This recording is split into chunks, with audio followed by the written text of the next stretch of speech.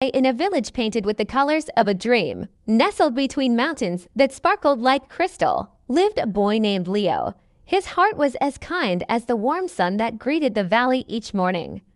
The village of Lumino was a happy place, filled with laughter, music, and the sweet scent of star blossoms. But even in the happiest of places, shadows can sometimes gather. One afternoon, while chasing a runaway butterfly, Leo stumbled upon an ancient, gnarled tree at the edge of the whispering woods. Its roots curled like giant fingers clutching the earth. Beneath one of these roots, something pulsed with a soft, golden light. Curious, Leo dug carefully into the soil. He unearthed a stone, smooth and warm, shaped perfectly like a heart. It shimmered with an inner fire, casting dancing patterns on his face. He had heard the old tales from his grandmother. Legends spoke of the golden heart, a magical stone that appeared only to the purest of souls. But the legends also carried a warning. Whoever found it must face 3 trials to prove their worth: a test of courage, a test of honesty, and a test of loyalty. Leo clutched the stone, its warmth spreading through his hand. He wasn't sure if he was brave enough, but a sense of purpose filled him. As he returned to the village, he noticed the star blossoms were beginning to droop. The vibrant colors of Luminous seemed a little duller, and a strange, gray mist was creeping down from the crystal mountains. Fear, cold and unfamiliar, pricked at the villagers' hearts. The village elder, with worrying etched on his face, declared, "The whispering blight has returned. It drains the light and joy from our home." Leo knew deep down that the golden heart was the key. Just then, a tiny, iridescent bird with feathers like jewels landed on his shoulder. "That's a heavy burden for a small boy," she chirped, her voice surprisingly clear. "My name is Tira. The heart chose you for a reason, Leo." Before Leo could reply, a rustle in the bushes revealed a small fox with nervous, bright eyes. He peeked out, then quickly hid again. "That's just Reno," Tira whispered. "He's shy, but his ears hear everything in the woods." The next morning, the mist was thicker, and the laughter in Lumina had faded to anxious murmurs. The first trial had begun. A ghostly voice echoed from the woods. "To pass the first trial, you must face what you fear most." Deep within the Shadowfen caves lies the sun petal, the only flower that can hold back the mist. But the caves are home to the echo bats, whose cries can make you lose your way in darkness. Leo's heart hammered in his chest. He was terrified of the dark, and even more so of being lost. He took a deep breath, the golden heart glowing warmly against his palm. "I have to try," he said, his voice trembling slightly. Tira chirped encouragement from his shoulder. As he neared the cave, Reno the fox appeared, pawing at the ground nervously. I can help," he stammered. "I know the sounds of the forest. I can guide you through the echoes." Together, the 3 friends entered the gaping mouth of the cave. Darkness swallowed them whole. The cries of the echo bats began, twisting and turning, mimicking sounds of falling rocks and scary monsters. Leo wanted to run, but he focused on the steady warmth of the golden heart. Tira's cheerful chirps cut through the noise, and Reno's sharp ears helped them tell the real path from the tricky echoes. Deeper and deeper they went, until a faint light appeared. There it was, a single, radiant sun petal, glowing as bright as a miniature sun. Leo carefully picked it, and as he did, the golden heart in his pocket shone brighter. He had passed the first test. His courage, bolstered by his friends, had lit up the darkness.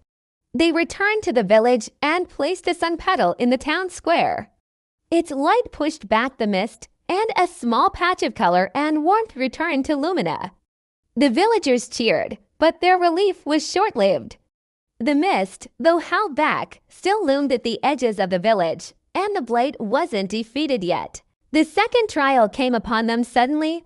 A shadowy figure, formed from the swirling mist, appeared before Leo.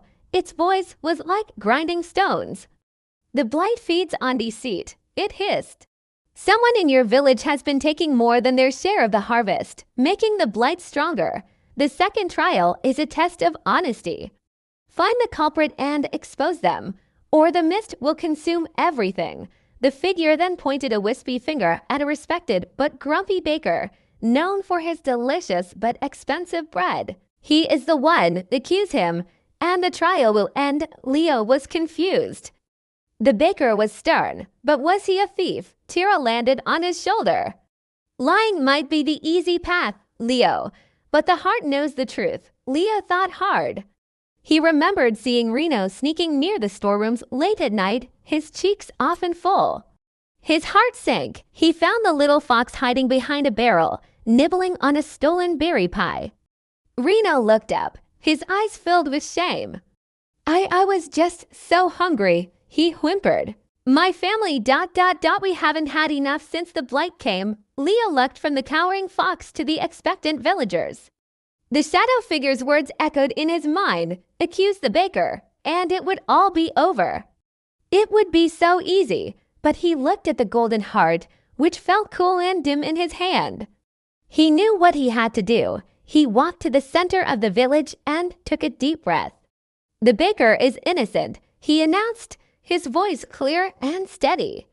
It was ... It was Reno, but he did it because his family is starving. The problem isn't a thief, it's our fear. We've been hoarding, afraid for ourselves, and we forgot to care for each other. As he spoke the truth, a brilliant light erupted from the golden heart, so bright it made the shadow figure recoil with a shriek. The mist pulled back further, and the colors of Lumina grew brighter still. Reno, seeing Leo's honesty, stepped forward. I'm sorry, he said to the villagers. I was wrong to take what wasn't mine. Inspired by Leo's words and Reno's confession, the villagers began sharing their stores, ensuring everyone had enough. The second trial was passed, not by pointing a finger, but by revealing a difficult truth with compassion. Now, only one trial remained. The source of the blight, a twisted, thorny creature of shadow called the Gloomfang, emerged from the mountains. It fed on distrust and disloyalty. The final trial was clear, a test of loyalty. The Gloomfang spoke directly into Leo's mind. Give me the golden heart, little one. Its power belongs to me. If you do, I will spare your two friends. If you refuse, I will turn them to shadow. And then your precious village will be next. Leo looked at Tira on his shoulder and Reno standing bravely by his side. They had faced the darkness with him. He couldn't betray them. Never, Leo said, standing tall. My friends are more valuable than any magic stone. He held the golden heart aloft. It pulsed with the light of his courage, the purity of his honesty, and the strength of his loyalty. The combined power of the three trials unleashed a wave of pure, golden energy that slammed into the Gloomfang. The creature held as the light of friendship and integrity dissolved its shadowy form. The last of the gray mist evaporated, and the full, vibrant colors of Lumina returned in a glorious rush. The sun shone brightly, the crystal mountains sparkled, and the star blossoms bloomed more beautifully than ever before. The golden heart had served its purpose, its light faded, and it became a simple, beautiful stone once more. Leo placed it back beneath the ancient tree, a silent promise to the future. The village of Lumina was safe. Leo wasn't just a kind boy anymore. He was a hero who had learned the true meaning of strength. He, Tira, and Reno remained the best of friends, their bond forged in the face of fear. And the people of Lumina never forgot the lesson he taught them. True bravery shines not in strength, but in honesty and doing what's right even when no one is watching. Thank you so much for watching our story. If you enjoyed Leo's adventure, don't forget to like this video and subscribe to our channel for more tales of courage and friendship. See you next time.